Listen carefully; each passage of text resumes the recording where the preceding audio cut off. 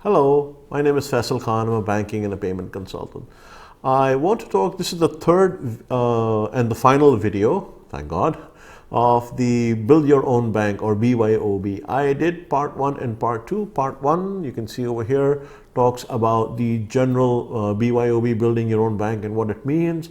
And part 2, which is also over here, talks about 3 reasons that you need to consider before going about it. So what's the third video about? The third video is about actually doing the project. And rather than going and launching full-fledged, I say we narrow down the approach and look at taking a small pilot project and starting with that. So let's say you are a fintech based in somewhere in Africa, maybe in Kenya, maybe in Nigeria, maybe in Ghana, or maybe you're in South Asia, in Bangladesh or India or Pakistan, or in Latin America, from Brazil, even Venezuela or Argentina, and you want to launch a bank. You want to launch a small EMI, a bank with a pseudo bank with an institution like an EMI.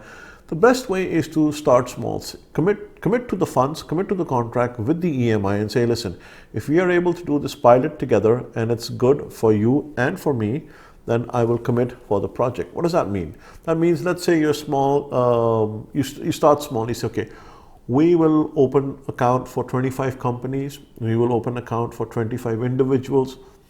We will work with you towards the KYC, towards the documentation, authentication, verification, identity verification, the flows, what the nuances are, the sign-ups, the setups, how the accounts will be funded. We will only allow them to be funded from the United States, Canada, Japan, the EEA, the European Economic Area, etc., from EU, and we will not allow funding from, let's say, Brazil or from Nigeria or from India or what have you.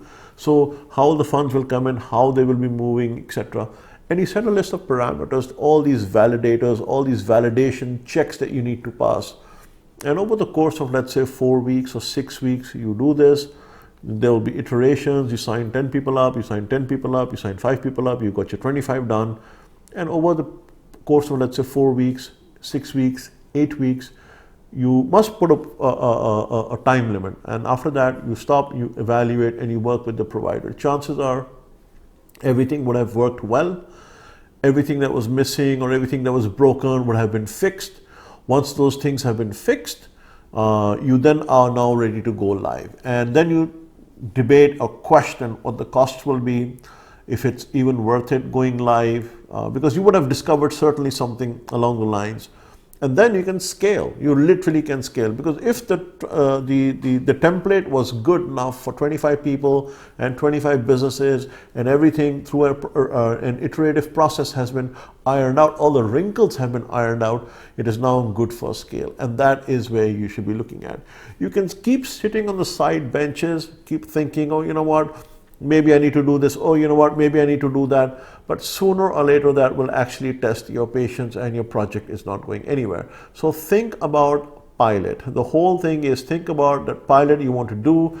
You want to be a doer, not just a pure thinker.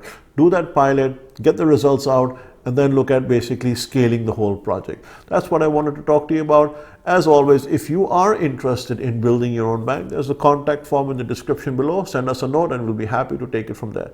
Till next time, Faisal Khan signing off.